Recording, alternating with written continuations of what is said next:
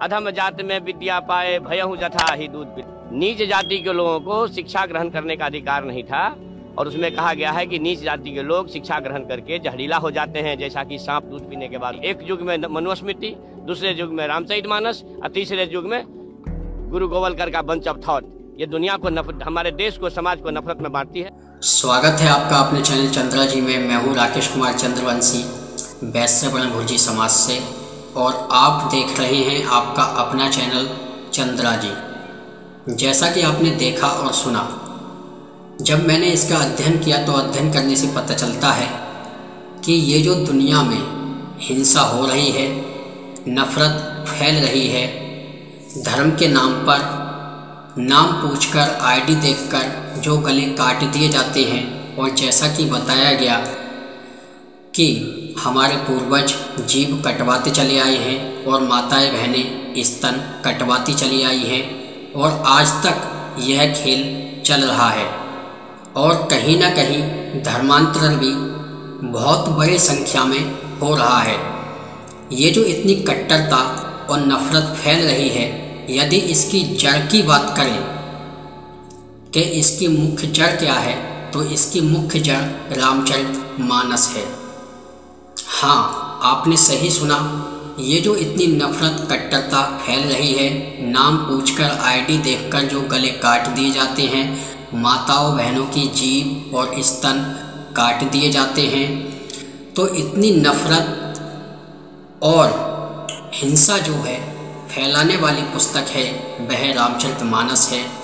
ऐसी कोई पुस्तक नहीं है जो रामचरितमानस के अलावा हिंसा और नफ़रत फैलाती हो, क्योंकि रामचरितमानस हमें बताती है और कहती है कि ब्राह्मण और क्षत्रिय के अलावा वैश्य और शूद्र जो हैं उन्हें जहाँ पाओ वहीं पे कत्ल करो, इनकी घात में बैठो, घात लगाकर इन पर वार करो, और तब तक मारते रहो जब तक कि ये कुछ चंदा, जिसको जकात बोला जाता है, कर भी बोला जाता था, आज के समय में रिश्वत हो गया है, मिठाई हो गई है, तो जब तक वो ना दे दें तब तक मारते रहो, और शीशा पिघलाकर इनके कानों में डाल दो, आंखें फोड़ दो, माताओं बहनों के स्तन काट दो, पुरुषों की जीभें काट दो।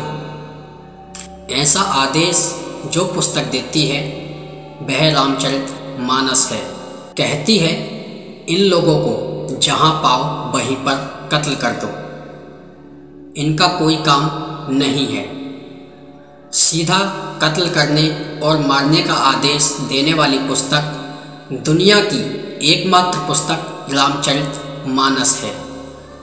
ना जाने अब तक इसने कितने घरों को उजाड़ दिया, कितनी माताओं बहनों के जीवन को बर्बाद कर दिया, और कितने हमारे युवाओं की जीभें कट गई, कितने हमारे भाई थे जिनकी आंखों को फोड़ दिया गया, कत्ल कर दिया गया, मार दिया गया।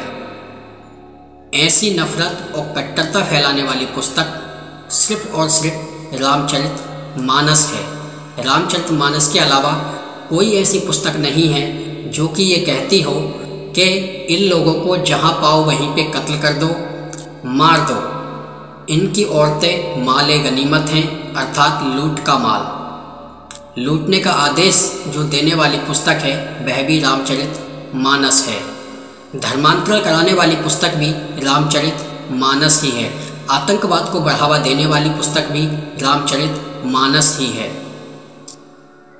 ये जो सारी गतिविधियां हो रही हैं, आतंकवाद पनप रहा है, इसको पनपाने वाली, इसको हवा देने वाली पुस्तक रामचरितमानस है।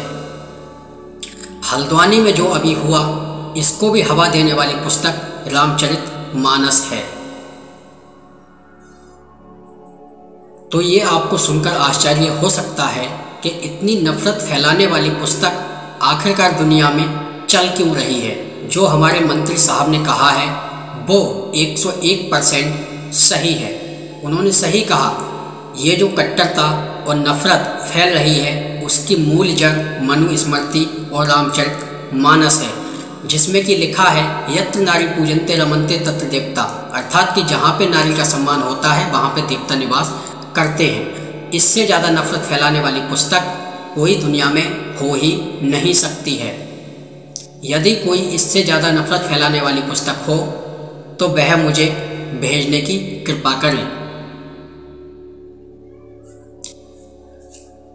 तो ऐसी ऐसी चीज़ें एक शिक्षा मंत्री बोलता है कि रामचरितमानस नफरत फैलाने वाली है। मैंने आपको बता दिया कि इसी पुस्तक के कारण, रामचरितमानस के कारण ही आतंकवाद बढ़ रहा है, धर्मांतरण हो रहा है, माताओं बहनों के स्तन काटे जा रहे हैं और एक दूसरे को कत्ल करने का जो आदेश पुस्तक देती है वह सिर्फ रामचरितमानस है। रामचरितमानस के अलावा और कोई ऐसी पुस्तक नहीं है जो कि धर्मांतरण कत्ल करने का आदेश देती हो। एक बार इसका अध्ययन जो अवश्य करें और जो चौपाई, जो श्लोक हमारे शिक्षा मंत्री जी ने बताया है उस पर ध्यान दें। और वह लोग जिनके पास में रामचरितमानस पुस्तक है वह इन चीज़ों का खूब अच्छी तरीके से अध्ययन करें। ऐसा कि मैंने आपको पहले कई बार बताया है कि पुस्तकें तो हैं हमारे पास में, लेकिन वह लाल कपड़े में बांधकर, जैसे कि मैंने ये जो रखी हैं इस तरीके से रखी हुई हैं, और सुबह के टाइम में नहाए धोए तिलक किया और अगरबत्ती या धूपबत्ती दिखाई, बस हो गया काम। अरे भाई, इतनी नफरत और हिंसा फैलाने वाली पुस्तकों को जब तक आप जो पढ़ेंगे नहीं तब तक आपको कैसे पता चलेगा कि औरतें माल गनीमत हैं, इन्हें जहाँ पाओ वहीं पे कत्ल करो, जीवे काट दो, माताओं बहनों के स्तन काट दो, कानों में शीशा पिघला कर डाल दो, आंखों को फोड़ दो। इतनी कट्टरतावादी पुस्तकें एक बार अवश्य जो अध्ययन जो करना चाहिए, तभी तो पता चलेगा कि कट्टरता क्या होती है। जब तारका का वध हुआ, तारका का वध होने के बाद विश्वामित्र जी राम और लक्ष्मण को अपने साथ में लेकर चलते हैं और आगे रामचंद्र जी ने कहा विश्वामित्र से कि ये जो सामने वृक्षों का झुंड दिखाई दे रहा है, शायद लगता है कि आपका आश्रम आ गया है। और वह आश्रम कौन सा था? वह आश्रम था सिद्धाश्रम। जो भी अस्त्र शस्त्र की विद्या थी वह विश्वामित्र जी ने श्री रामचंद्र जी को उसी आश्रम में, सिद्धाश्रम में दी थी। जो भी अस्त्र शस्त्र थे, किस तरीके से चलाए जाते हैं, कैसे इनका प्रयोग होता है, वह जो सारी शिक्षा थी वह विश्वामित्र जी ने श्री राम और लक्ष्मण को सिद्धाश्रम में दी थी। और यह सिद्धाश्रम कौन सा है? यह वही सिद्धाश्रम है, शायद आपको पता होगा कि किसी समय वामन भगवान का अवतार हुआ था, वामन भगवान का जन्म हुआ था और उन्होंने जो अपना आश्रम बनाया था, जो कुटिया बनाई थी, वह आगे चलकर सिद्धाश्रम कहा जाने लगा। ये वही आश्रम था जिसमें कि वामन भगवान रहते थे और जीवन यापन करते थे, जिन्होंने कि राजा बलि से 3 पगों में सारी पृथ्वी को और तीनों लोकों को मांग लिया था। तो यही वह आश्रम है जिसको कि सिद्धाश्रम बोला जाता है।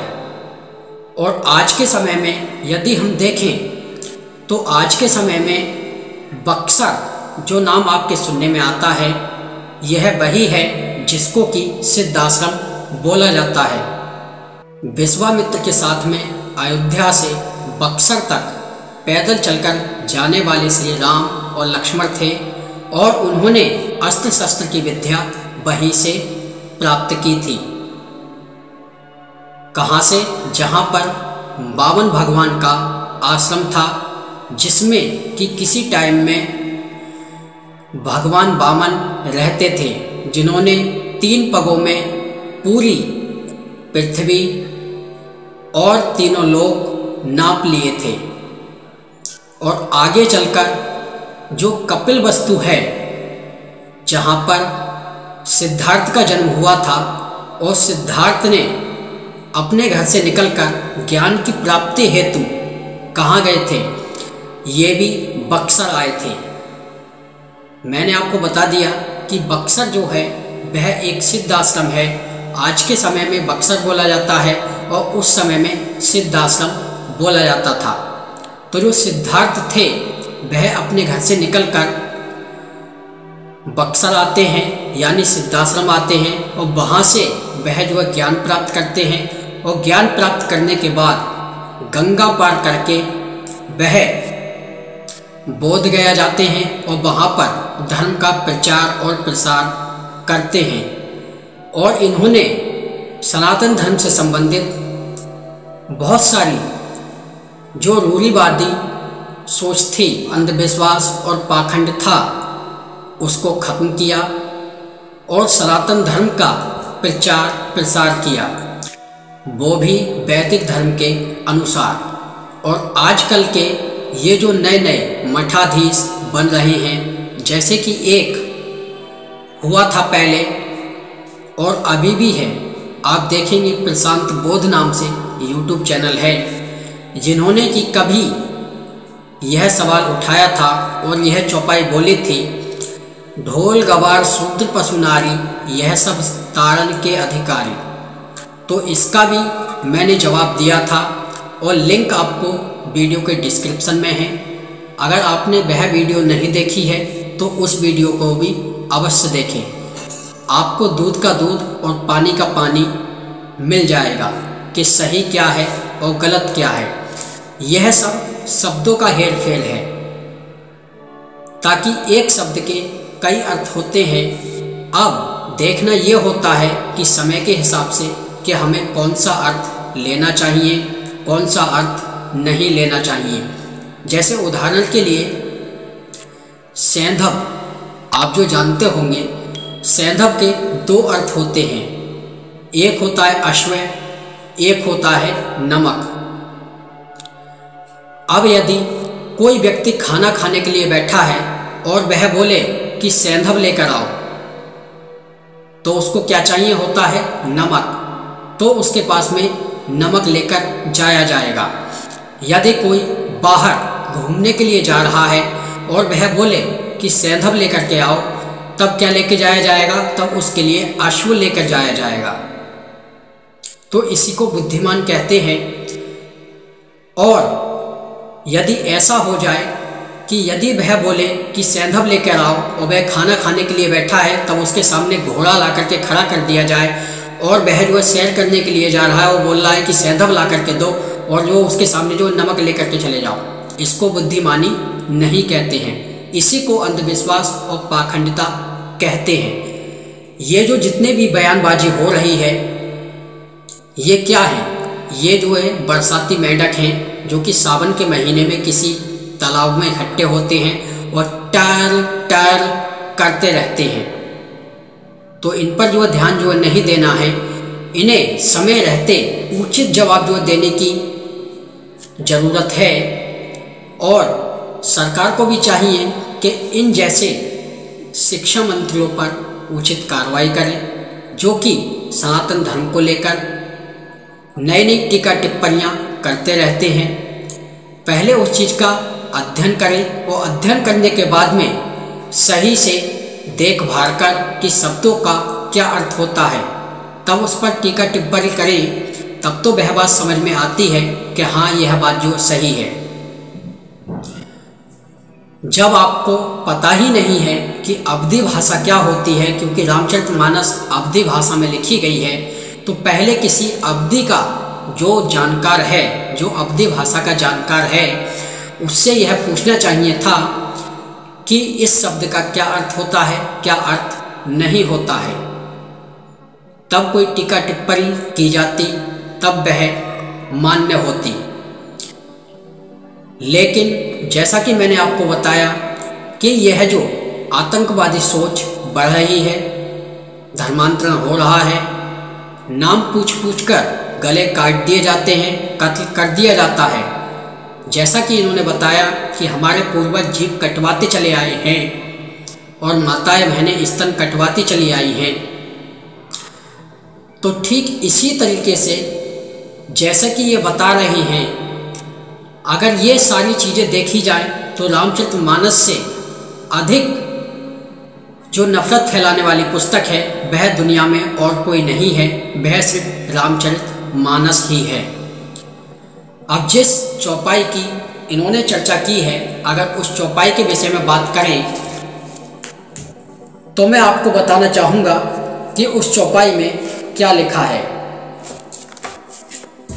तो इस चौपाई में लिखा है, जो रामचरितमानस में लिखा है वह भी मैं आपको बता दूं, जिससे कि आपको एक अंदाज़ा मिल जाएगा कि रामचरितमानस कितनी नफरत को फैलाने वाली पुस्तक है और कितनी नफरत को फैलाने वाली पुस्तक नहीं है। सही और गलत का फैसला भी आप खुद ही कर सकते हैं, जैसा कि लोग बाग बता रहे हैं और मंत्री जी ने कहा है। तो यहाँ पे आप रामचरितमानस जो गीता प्रेस वाली है, मेरे पास में आप जो देख सकते हैं, यह रामचरितमानस गीता प्रेस वाली है और इसके पेज नंबर 1008 में लिखा है, दोहा संख्या 105 है। यहाँ पे लिखा है, हर काहू हरि सेवक गुर कहो, सुनि खगनाथ हृदय मम दयो। अधम जाति में विद्या पाए, भयउ जथा अति दूध प्याए। अर्थात जब इसके अर्थ को आप देखेंगे और आप दोहा संख्या 105 से लेकर 106 तक पढ़ेंगे, तब आपको पता चलेगा कि यहाँ पर ये जो पक्षीराज थे गिद्ध महाराज, जिनको कि गरुड़ बोला जाता है और जटायु भी बोला जाता है, तो काक भुसुंड जी थे, वह गरुड़ जी से कह रहे हैं। यहाँ पर जब आप इसको पढ़ेंगे, दोहा संख्या 105 से लेकर 106 तक गीता प्रेस वाली रामचरितमानस लें और उसमें पेज संख्या 1008 में जब आप पढ़ेंगे दोहा संख्या 105 से लेकर 106 तक, तो जो भी यहाँ पर सच्चाई है वह आपके सामने आ जाएगी। दूध का दूध और पानी का पानी हो जाएगा। इन्होंने इस चौपाई का जो अर्थ बताया है और जो यहाँ पे अर्थ जो दिया गया है वह भी मैं आपको बता रहा हूँ। इन्होंने जो अर्थ दिया वह आपने सुन भी लिया और इनको देख भी लिया। तो इसमें जो इस चौपाई का अर्थ दिया है, अधम जाति में विद्या पाए, भयउ जथा अति दूध प्याए। अर्थात यहाँ पे काक भुसुंड जी जटायु से कह रहे हैं, गरुड़ महाराज से कह रहे हैं, गुरु जी ने शिव जी को हरि का सेवक कहा है। यह सुनकर पक्षीराज मेरा हृदय जल उठा और नीच जाति का मैं विद्या पाकर ऐसा हो गया जैसे दूध पिलाने से सांप हो जाता है। किसके लिए कहा है ये? आप यहाँ पर स्पष्ट देख सकते हैं, यहाँ पर काक भुसुंड जी नीच जाति का किसके लिए बोल रहे हैं? वह अपने लिए बोल रहे हैं, वह किसी मत पंथ संप्रदाय के लिए नहीं बोल रहे हैं। जैसा कि आदेश दिया जाता है कि जो भी मिले उसका कत्ल कर दो, घात लगाकर बैठो। औरतें क्या हैं? माले गनीमत हैं। लेकिन इन्हें क्या है, जैसा मैंने आपको बताया, ये बरसाती मेंढक हैं। इन्हें यहाँ पे राजनीतिक रोटियां सेकनी है और बाकी कुछ नहीं करना है, भले ये यादव हों। श्री कृष्ण जी ने यादवों का नाश वो क्यों कराया था? वो इसीलिए तो कराया था क्योंकि बुद्धि विवेक से तो काम जो लेते नहीं हैं। और पता नहीं इन्हें कैसे कैसे जो मंत्री जो बन जाते हैं। ये लोग जो वही हैं, जब बरसात का समय आता है तभी हाथ जोड़कर सामने आते हैं, बोलते हैं हमारा ध्यान रखना। क्या कहते हैं? हमारा ध्यान रखना। तो इनको आप जो पहचानिए, और जैसा कि ये बोलते हैं हाथ जोड़ करके कि हमारा क्या करना? ध्यान रखना। तो आप इनका ध्यान रखें आगे के लिए, भविष्य में, और ऐसा ध्यान रखें कि दोबारा ये बोल ना पाए कि हमारा ध्यान रखना। यहाँ पे स्पष्ट लिखा है, अधम जाति में विद्या पाए, भयउ जथा अति दूध प्याए। अर्थात गुरुजी ने शिवजी को हरि का सेवक कहा। यह सुनकर हे पक्षीराज, मेरा हृदय जल उठा। नीच जाति का मैं विद्या पाकर ऐसा हो गया जैसे दूध पिलाने से सांप हो जाता है। किसके लिए बोला है? यह काकभूषुंड जी अपने लिए नीच जाति का बोल रहे हैं, ना कि किसी मत पंथ संप्रदाय वाले के लिए, ना किसी वैश्य के लिए, ना किसी शूद्र के लिए। मनुस्मृति में माताओं बहनों के लिए क्या लिखा है? उसमें भी स्पष्ट लिखा है, यत्र नारी पूजनते रमनते तत्र देवता, अर्थात कि जहाँ पे नारी की पूजा होती है, जहाँ पे नारी का सम्मान होता है, वहां पर देवता निवास करते हैं। और ये बिना कुछ सोचे समझे टीका टिप्पणी जो करने लगते हैं। अब आपके सामने दूध का दूध और पानी का पानी हो चुका है, और आप सब जो समझदार हैं, सच्चाई क्या है वह आपके सामने जो पहुंच चुकी है। और यह जो नफरती मेंढक बैठे हुए हैं, जो कि सिर्फ इनका काम कुछ नहीं है, इनका काम सिर्फ जो नफरत फैलाने का है, सच्चाई को जो नहीं बताना है, सिर्फ लोगों को गुमराह करना है, माताओं बहनों को सनातन धर्म के प्रति जहर उगलकर नफरत करना सिखाते हैं। ऐसे लोगों का बहिष्कार होना चाहिए।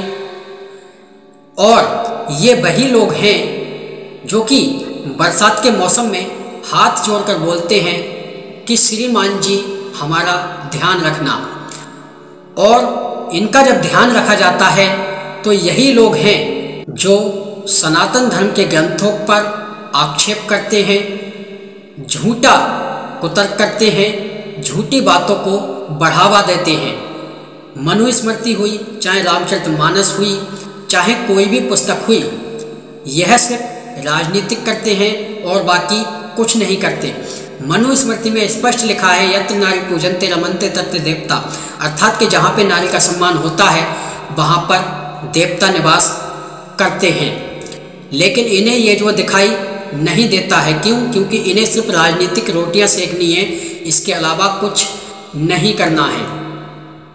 और इतना गलत और भद्दा बयान देने के बाद भी ये बड़े गर्व से कहते हैं कि हम जो माफ़ी नहीं मांगेंगे। देखिए इनका यह वाला वीडियो। मैं आप लोगों से विनम्र आग्रह करना चाहता हूँ कि आप रामचरितमानस के उत्तरकांड के उस दोहे को याद करिए, पढ़िए निकाल करके, जिसमें लिखा है, अधम जाति में विद्या पाए, भयहु जथा अहि दूध पिलाए। इसका शाब्दिक अर्थ, भावार्थ यही होता है कि नीच जाति के लोग विद्या पा करके जहरीला हो जाते हैं। किस तरह से? जिस तरह से दूध पीने के बाद सांप। मेरा ये कहना है कि आपके जो भी लोग हैं, परमहंस जी ने हमारे 10 करोड़ रुपया मेरे जी काटने पर फटवा दिए हैं। हमारे पुरखे जी कटवाते रहे हैं, हमारी बहनें स्तन कटवाती रही है, इसलिए हम उस बयान पर अड़ी। माफी मांगने उनको माफी मांगना चाहिए। उनको कहिए उत्तरकांड का, उनको कहिए उत्तरकांड का ये छंद निकाल के पढ़ो और तुम माफी मांगो। अगर